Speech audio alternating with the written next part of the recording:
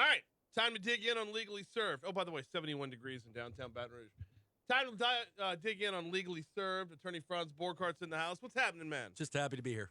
Just happy to be with the people, to be with you guys. Alondra, Brian, folks, good morning. Good morning. We're gonna talk about the article or the interview that Don Johnson did, Judge Don Johnson, not Nash Bridges, with not Tubbs' partner. Yeah, not Sonny Crockett. No. The interview was about the failure of suspects getting multiple bonds in Baton Rouge. We'll dive in on that in just a minute. I want to start off, though, for just a couple seconds, talking about the term foul play. That's not really a legal term. But it was thrown around a lot. It's always thrown around in police terms. So, all joking aside, the term you're looking for, was this a homicide? Was the cause of death a homicide? Right. Or was it otherwise? Right. One normally leads to the other, though, right? So homicide means a criminal act, right? Foul play. Resulting in death. I mean, are we talking like a whole bunch of chickens? Or foul play like... Wow. No, it was outside the first baseline. Right. We went two different puns. I know. Yeah, it's weird. Go ahead. I don't know if we have enough evidence at this point to really predict or to make a supposition on what happened to this guy. We're drawing inferences, right? Completely. We're drawing inferences. Irresponsibly so. Right. Yes, but, admittedly. Like, is it possible that there was an overdose that was preceded by a rummaging of his stuff by other people? Sure. Is it possible that there was some kind of foul play? Maybe. We just don't know. We don't know yet. And the term is homicide. And again, until we have the toxicology report back, until we have all the puzzle pieces, it's premature for police to be saying what the cause of death is. The police haven't said, to be fair, they haven't said what the cause of death was. They said they're waiting on toxicology results, but they also said it's not being investigated as a homicide. Like where the investigation is right now, it's not being investigated as a homicide. They are, to be fair, they are looking for witnesses. Anybody who came across this guy at all throughout the morning, that they're looking for him. I mean, they need to piece as many pieces of the puzzle together as possible. So, like, if you found me dead in a really bad area of town, Chippewa Scenic, that may have a lot of drug transactions, trafficking going on there, out of place for Franzi, right? Okay. And I was rolled up in a rug, like a taco, or a burrito or whatever. And my toxicology came back, and I had a myriad of different things in my system. Right. We might draw some conclusions, right? Well, and that's why I asked the question, because how do you determine at that point? Can you determine at that point if it comes back where he's got like 8 different things were in the report? If it comes back from that point, how can you tell what is and is not intentional? Here, try this. You'll love it. Like, I'm from Georgia. We don't have drugs there. I'm here to try your drug buffet. Right. Yeah. Okay, early Kyler. We'll find out what you got back home. This fentanyl is so much better than our fentanyl. Right. We have no proof to establish this. No, everything is irresponsible at this point. I get that. But that's all we're left with right now. Georgia going to be Georgia. Not blaming Georgia. Not an entire state. All right. So when it comes to foul play, not a legal term. Homicide's a legal term. But is it tougher to backtrack to the foul play if it's not being investigated as a homicide?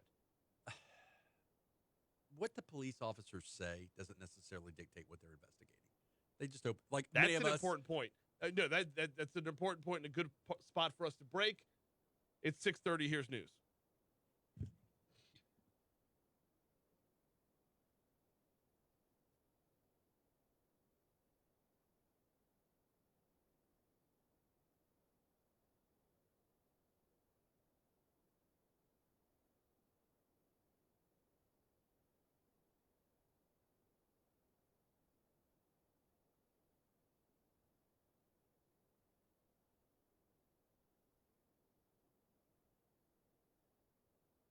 Oh, drug cartel. What? There's no drug cartel in Chippewa. Omar's coming.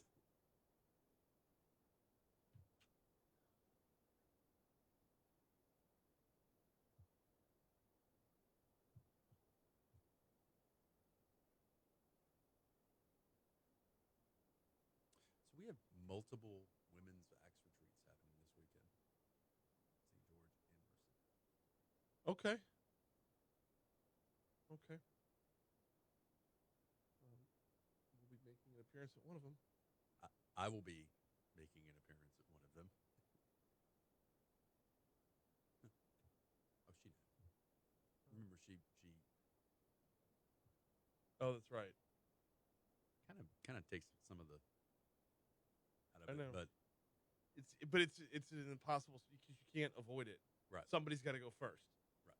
And whoever goes first, the person who goes second misses out on that opportunity. Hair's looking good today, Alondra. Put some effort into that. There you go. The Sorry. the other part of that is Franz, are you saying that my hair normally looks like garbage? Go ahead. you would have to dig to turn that compliment into an insult. I know. The I don't even have hair. that's the so overwhelming that even if you know it's normal, You don't know. still gonna hit by surprise. Yeah.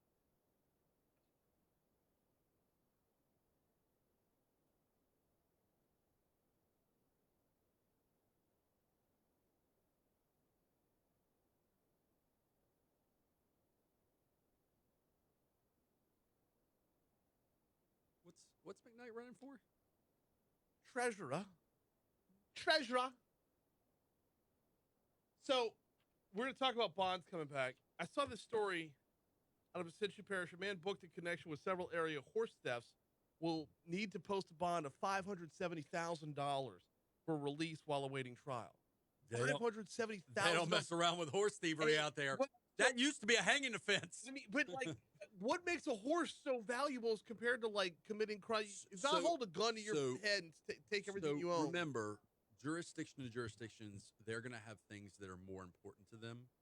Like in a region where there's a lot of hunting, poaching is going to be a serious crime, or burglary of a hunting camp.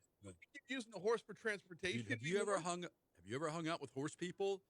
They take that stuff very seriously. No, I know. In fact, I remember this one time. I was out in Ascension Parish, and we were on Facebook, right? Because I don't want this to go to waste. Okay, I remember this one time I was out in Ascension Parish. Maybe I should save this one for on the air. Okay. Yeah, we'll save that one for on the air.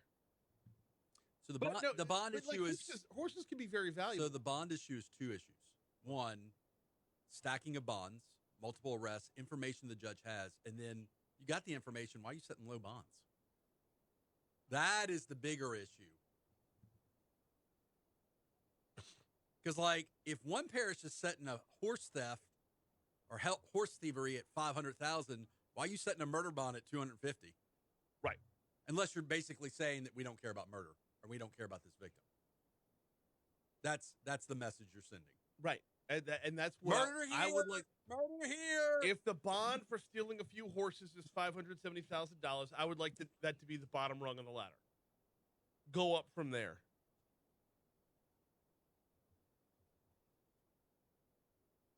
Gave my we'll talk later. Gave my talk on Monday. Yeah. Cathartic. Mm-hmm. You were right. Brian Haldane was right. Brian Haldane was right. Did you record that?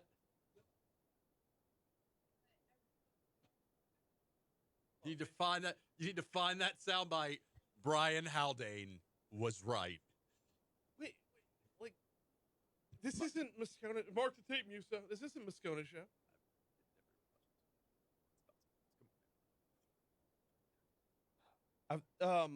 I did do this story about Damon Mack, 47 years old. Damon.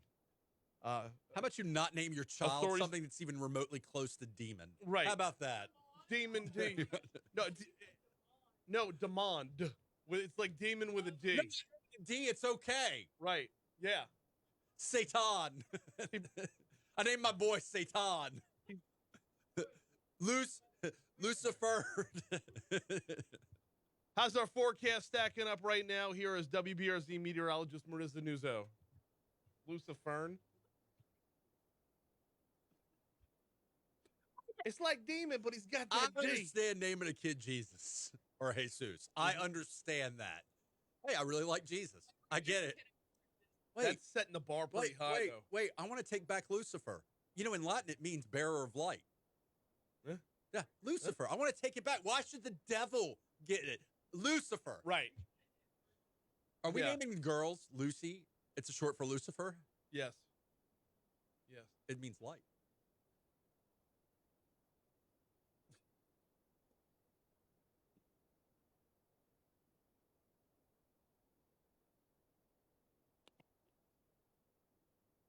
If this is a remix of Picnic Kimchi, I'm here for it.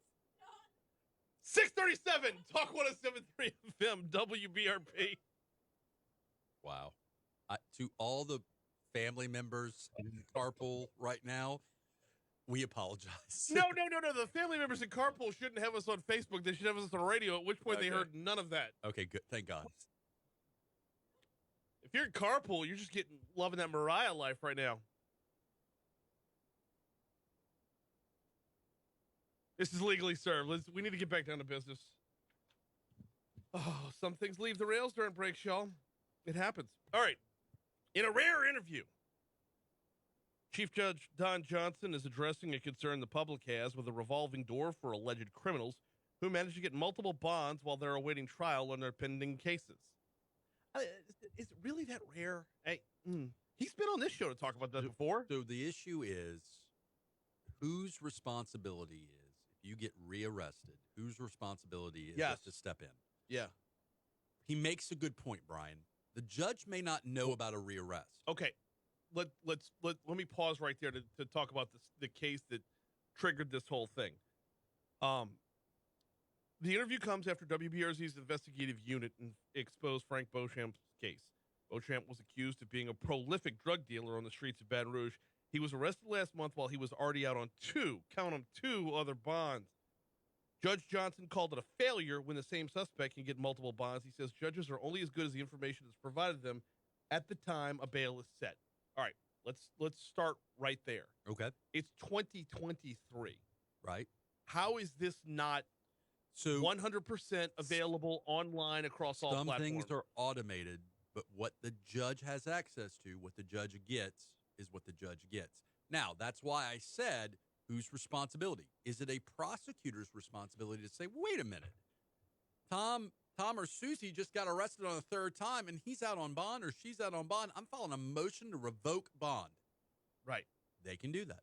The judge, on their own, when finding out, can move to revoke bond. To some degree, he's right. It's about information. To some degree, the issue becomes, why are our bonds seemingly so low?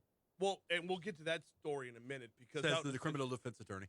Out in Ascension Parish, there's a borderline ridiculous. Although if you're in that world, it's not. But right. We'll get to that in a minute. I want to start with whose responsibility is it to not post bond, but to share the information about the bond? How is there not a network? If I can hop on Facebook and tell you what friend's character you are because of a quiz you took, how can I not know about things that are of real import? The booking goes into a system. Okay. Right? Okay. So that is accessible. The bail bonds project in Baton Rouge, we have a bail bonds project in the courthouse, gets the booking. Mm-hmm. At that point, the bail bonds project could, in making the new bond file, alert and flag the court that, hey, this guy's out on bond on another charge. Done. That's what I don't understand. How do we not have that readily available? How is this even possible to have an excuse? I think we know the only persons whose responsibility it isn't is the Franzes of the world. The criminal defense attorney has no responsibility. Like, I'm just trying to get my guy out. No, clearly. Like, live to do another crime. No, joking. No, but you are, but you're not. I mean, because like all I care about is liberty and getting the person out, right? I'm sorry. I mean, No, if you insert terms like that, because along with the liberty comes I a matter know. of honesty. right. Well, do I have an obligation to tell the judge if I'm having a conversation with the judge and the judge says, "Tell me about your client"? Yeah. I believe if I'm going to keep my credibility with that judge and ask for a whole bunch of more bonds later on down the road, I'm going to say, "Judge, just so you know, I just don't want the court to be blindsided because I'm going to try to protect the judge." Right? But is your job maintaining credibility with a judge or maintaining credibility with your client and potential future clients? Hey, that dude threw me under the bus, man. So to be candid, I'm like you. I don't understand why this information isn't like given directly to the judge. That's if you go to court for something, and I don't care if you stole a pack of gum, but there should be some level of everything being shared, unless something's like completely expunged. Well, or it's a little different if you have an arrest in St. Tammany and you get a new charge in Baton Rouge. See, I don't think so. The two jurisdictions may not be talking to each other, though. You're assuming that the web is worldwide. Right. But again, you have to know to go to the web. St. Tammany would need to know to go to the web. I hear what you're saying. I feel your frustration. It's palpable. What I'm telling you is within one jurisdiction, it's inexcusable. Throughout other jurisdictions, I at least see that, right? Yeah. And a lot of times, by the way, you're talking in terms of not having an internet. Sometimes victims of crime number one will see that the person got rearrested, and then they will be the one that trigger the, hey, just so you know, this person just got rearrested for burglary. Mm-hmm. And they were out on bond for burglary. So the story that this all stems from, the Frank Beauchamp story, it's really egregious because of the number of times he was arrested over the period of time. Right. I mean, we're talking about an extended period of time, many, many years. So it's not like, well, we didn't file that today, and he committed a crime that night, and he was back in court the next day. Like, it's not like that happened. Oh, Bayou Gal on Twitter says it was his niece/daughter that set the bail. Are you suggesting that sometimes judges have outside influences making the determinations on bonds? Yes. Yes, that happens all the time. Let's just be fair. 2 years ago, from the story about Don Johnson, 2 years ago, the WBRZ investigative unit posted up 9 separate photographs for 3 separate suspects. I remember this story vividly. You and I talked about this for more than a week. This spilled over to the next week, if I'm not mistaken. And of those 9 separate photographs for 3 separate suspects, all were out on multiple bonds all at the same time. And the level of frustration is such that we have the ability to create a network that encompasses all courts, all jurisdictions, all municipalities, all of it. Call it Bonstagram. I don't care. Bonstagram? Bonstagram. Where we can have all this. He could have gone Bond's book. I figured that was already Bonster. taken. Bond space? Can we go there? We have the capability. You want a statewide law worldwide. Okay. Interpol. Okay. Yeah, let's start with statewide because a lot of the stuff stays within the same state. We do have criminal justice systems when they run a rap sheet, a criminal history, that we do have systems that report arrests and convictions, and they run those arrests and convictions, but understand those are not real time. Right. It takes time to get the information into the system. And by the way, I know this is going to come to a shock to a lot of people in Baton Rouge. We got a whole bunch of arrests going down. No, I'm aware of that, and it does take time to get into the system, but it doesn't take weeks or months, or at least it shouldn't. Right? We don't tolerate horse thievery in this jurisdiction. All right. We're gonna get to this story when we come back from break. We got about 45 seconds till break. So what I'm asking for, does this sound unreasonable? To be able to put everything into a network? No. To where every time somebody walks into a courtroom, the results of that still doesn't fix the issue of really low bonds set by judges. But wouldn't it lend towards now you know where to point the finger? Because this is the overall, the bigger picture here is everybody has a role to play in reducing crime in Baton Rouge. Except the defense attorneys. You just said everybody, and I'm just keeping it real. I'm keeping it real. Okay. You're right, except for criminal defense attorneys. Let's break here. We'll come back. We got more to cover on the bond issue next. You're welcome. You're welcome. Franz, are you suggesting it's not your responsibility to keep Baton Rouge safe? Well, I'm just saying, It's Franz's responsibility to put Rudy back on the road, on the streets again. On the road again. So I got a question for the listeners, the viewers on Facebook Live. Mm-hmm. Do you like watching on Facebook or YouTube? I know that it ultimately ends up on YouTube, but it's I mean, a 50-50 split. Okay. It's a 50-50 split. It's Are you speaking for the Facebook audience? No, I am. I'm speaking for the people who have. Because it's on Facebook, Franz, and it's staying on Facebook. let me answer it this way. When we moved over to YouTube, the number of people who hit me up via email saying, "I really wish you guys were still on Facebook," equals the number of people who, when we moved back to Facebook, said, "I really wish you guys were still on YouTube."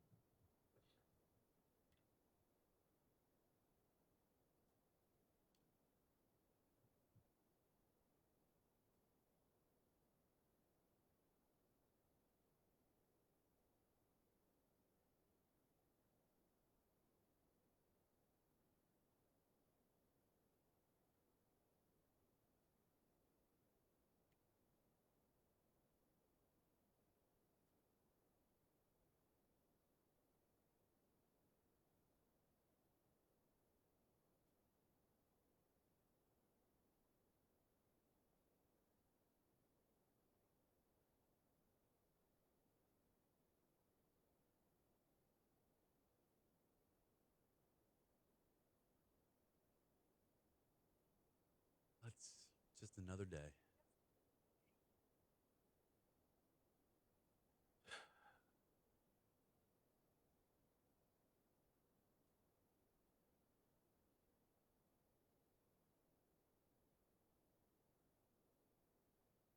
We've come a long way since the days of the Viagra-like commercials.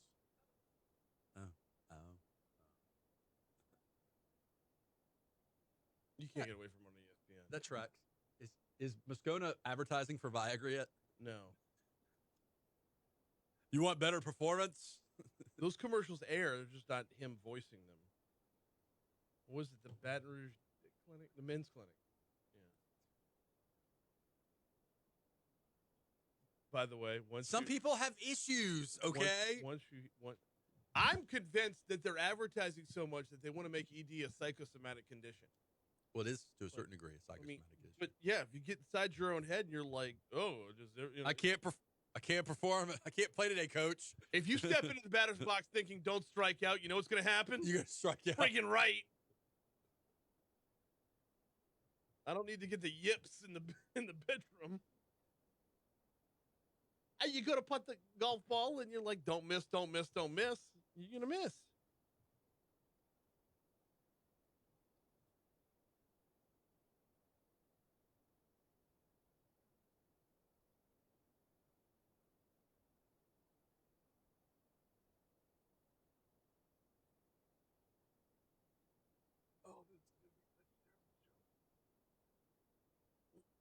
So I experienced someone walking up to me randomly and saying, "Hey, I listened to you on Talk 107.3, and I really appreciate what you and Brian talk about. Y'all do a good job, yada, yada, yada." Oh, I'm going to ruin that.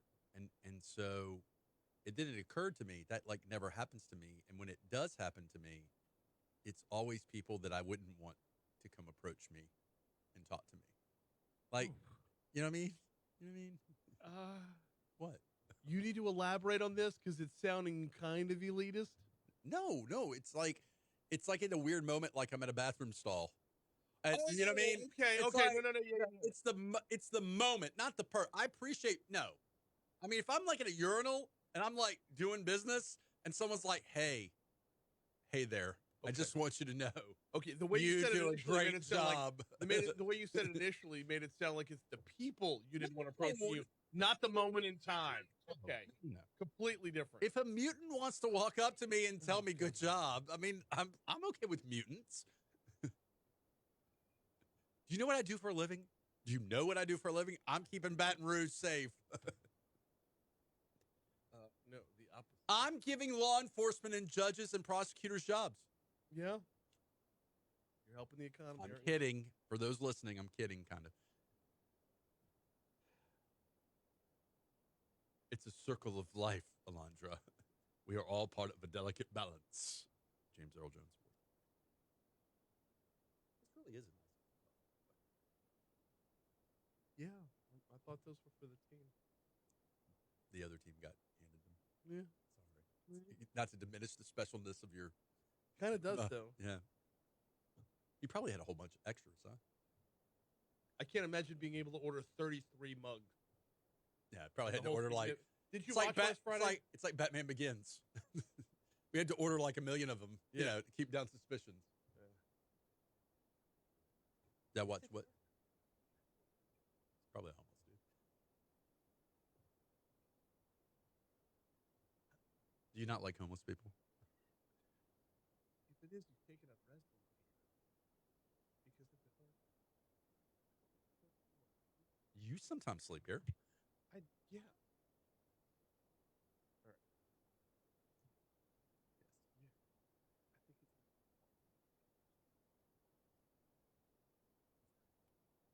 Yeah, he's trying to be a gunner. for 1045 or off the bench about to start.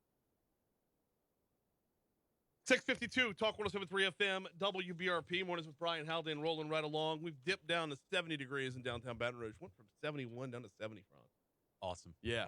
Awesome. Hey, I point that out because it's going to be muggy all day long. It's like a bond reduction. It's going to be muggy all day long. Like a bond reduction. So, you know, if we can get a break of 1 degree in temperature, that's a win, baby. All right, let's head out to Ascension Parish since we're talking bonds. A man booked in connection with several area horse thefts will need to post a bond of $570,000. $570,000. Listen up, Ascension Parish. Law dog. Law don't go around here. An Ascension Parish judge set bonds in that amount for 24-year-old Trayvon Covingston. There's an S in that word. Covingston. At least his name's not Demon. That was demand. The total is accumulation of 6 different bond amounts set for various counts against Covingston. So if you're arrested for horse theft, it's one thing, but if you steal multiple horses, he's combining all these into one big bond of $570,000. Well, that's the law. The law is each charge gets a bond allotted to it, and then we aggregate the bonds together. And what happens? Let's play this out. Go on an adventure with me. If I set a high bond, and the person accused of the crime, who may or may not be guilty, does not make bond and stays in jail, and then ultimately we convict the person of the crime, does that increase or decrease the crime in your city, in your jurisdiction? If the people accused of doing horrible crimes or horse thievery are in jail, what does that do to your overarching crime? It decreases it. Theoretically, yeah. Yeah. Versus by one. Whatever crime that person had the potential to commit later on. That's like when people say the death penalty is not a deterrent to committing crime. I guarantee you, in every death penalty case, the person who was put to death commits no more crime. So, what does that leave us at?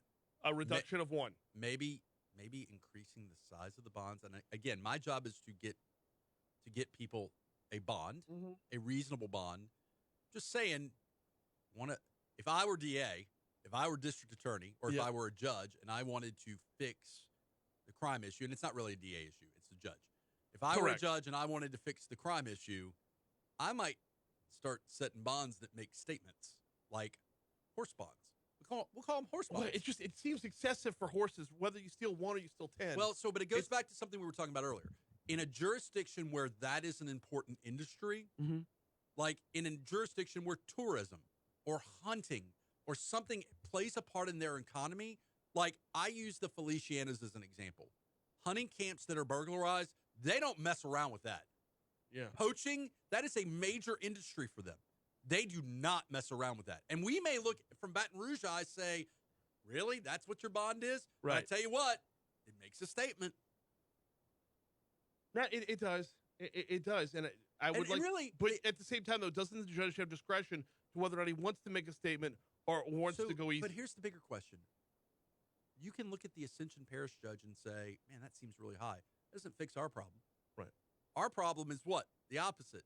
man, it sure does seem that some of these bonds That are. was Dustin Johnson's point in this entire interview with Chris Nakamoto, and his point when he was on this show talking about it, which was honestly a couple months ago. By the way, we don't have judges interviewing often. That's not like a thing. No, They're not really. no, I get to interview them when they run for judge. Right. Like coming up Monday, we'll have Jordan Faircloth on the show. Yeah. Have you had Louise on yet? No, Louise and Jordan, great No. people. yeah. Plan on getting them both on before the election in late March. Get Louise to bring Diesel, the comfort dog for the DA's office for sex crimes victims. Okay. There's a dog named Diesel. Diesel. Diesel. It's All the right. sweetest dog. You can't touch it. It's been trained that way, but it's like Alondra will melt. When she sees this dog, she'll be like, oh, my God. Okay. I don't normally have candidates running for judge bringing in props. It's But, not, hey. it ties to the DA's office. You have the district. Ask Killer Moore. I'll ask Killer. Yeah. Yeah. Absolutely. By the way, I'm out of that election. I don't support. I know both of them. I'm out of that election. I'm just saying she has a dog named Diesel, and it's the comfort dog for Okay. the DA's office. $570,000. If you went to go buy a horse, you'd probably pay. Depends on the horse. Well, yeah. Oh, goodness gracious, yes. Kentucky Derby, baby. Well, no, I don't think these were race horses out in Central Parish. so horse. You're probably talking about $3-4 grand. So horse people are different, Mm-hmm. and if you're listening out there or viewing, horse people are different. That's Yeah. a different breed of people. No pun intended. Right. And I'm not talking about centaurs. I'm saying horse people are different. That said, when you have a murder bond in one jurisdiction that is $500,000 and a murder bond in another jurisdiction that is 150 or 200,000, you start scratching your head saying, "I don't understand." Right? If That's where we're left. Yes. Yeah. If you're an average citizen, you're like, "I don't understand. Like, how is it that works in that way?" I don't know. But Judges a get to horse- make a judge is a emperor unto themselves. Right. They make the bond on each and every charge. And if you don't like it, if you're a citizen and you don't like this judge or that judge setting really low bonds, you know where your voice is? Your voice is at the election, Yeah. where you get to decide if you want to keep having that judge. Which is where it would be a benefit that But we often talk about. Should judges be appointed or elected? But- That would be a benefit of but the elected quickly, judge. The flip side is think about how many bonds they're setting. Statistically, it's impossible to know their trends. We only see the extremes. We only see the extremes, right? I get it, but don't make excuses for them at this point I'm in the just segment. giving you both sides. No, I know, but they're Whose job is it not to set the bonds? The defense attorney. no, I understand that. But like to come back around to it at the end of the whole conversation and say, "Oh, but hey, they got a lot of work they got to do." Well, you ran for the damn I post. feel like You knew what crime was in Baton Rouge when I you put have yourself not been in this an race. apologist on this issue. You weren't not until the very end. Well, I'm just giving you. I'm At giving the you very end, things. you're giving yourself an out because you're gonna be back in court in front of these judges. They're not gonna want to say, Always got to "Hey, give Franz." yourself an out. I know. All right. $570,000. You realize how many horses you would have to steal? So you don't realize how many horses you'd have to fence in order to in the make minute- that money back? in the minute we have left, I will say, understand what that represents is I go to a bondsman and I have to post 11% of the 500,000 to get that person out of jail. Even or I that- got to post property to get that person out of jail. Even that would probably run you about 10 horses. And this dude only stole 4, allegedly. Sends a message. All right. He's So- attorney Franz Borghardt. We do legally served at this time every week. We're going to continue during the break when we hit news at the top of the hour because I never got around to the thing I wanted to get around to, so we'll share it with the Facebook audience. In the meanwhile, I appreciate you coming in every week. Awesome. We didn't talk about the guy who defended himself. We might get back on that next week. Let's get you to ABC News here. And then hour 2 of the show coming your way next. We're going to check in from West Baton Rouge. Anna Johnson will join us at 7:15. Here's news. Shout out to Anna. So, what? What do you mean? What? But there's so much to cover with this story. So here's the thing, right? Horse people, you talk about horse people and how about finicky they be, right? I was looking to buy a horse. And I was out in the Where are you Central going to Parish. put this horse? We had a big yard until we started building. So I was looking to buy a horse. I was out in the Central Parish. And I saw a sign that said horse for sale, $200. I was like, golly, that's incredible. $200 for a horse. That's unbelievable. What kind of jacked and up the guy, horse the was guy who it? owned the horse wasn't around at the time, and I walked up the fence, and the horse was standing right there, and like everybody else was selling a horse, it was like $3-4 grand for the horse. I'm like $200 for a horse, and the horse looked good. And I walked up, and I'm like, man, I can't imagine why this horse is so cheap. And the horse said to me, He said it's probably because I've already led a full life. I was born on a small ranch in Kentucky. I joined the mounted police up in New York. I helped clean up the city. I helped save lives. And now that I'm here out in Ascension Parish, I give underprivileged kids free rides at birthday parties. I was astounded. And at that point, the horse's owner walked up and I said, "How are you selling this horse for $200? The owner said he's lying. He didn't do any of those things. Bunch of horse shit. Worth it? Worth it? That was a long road Worth to get there. Just so circling back to something. Yeah. I made a comment about the effect of naming your kids and maybe a self-fulfilling prophecy, which I'm citing the book Freakonomics, where it talks about the statistics of what happens when you name a child an outlier name. Nomics It's a great book. is a life guide. Yeah. So just telling you, generally speaking, your kid's probably not going to end up being president or a senator if you name him Demon or Demon. Probably if you name your kid Hey, Satan. We gotta walk down. So but Okay. yeah, finish your thought. I'll let her. Finish your thought. I'm just saying, maybe name your kid something else. Yeah. All right. I'll let her.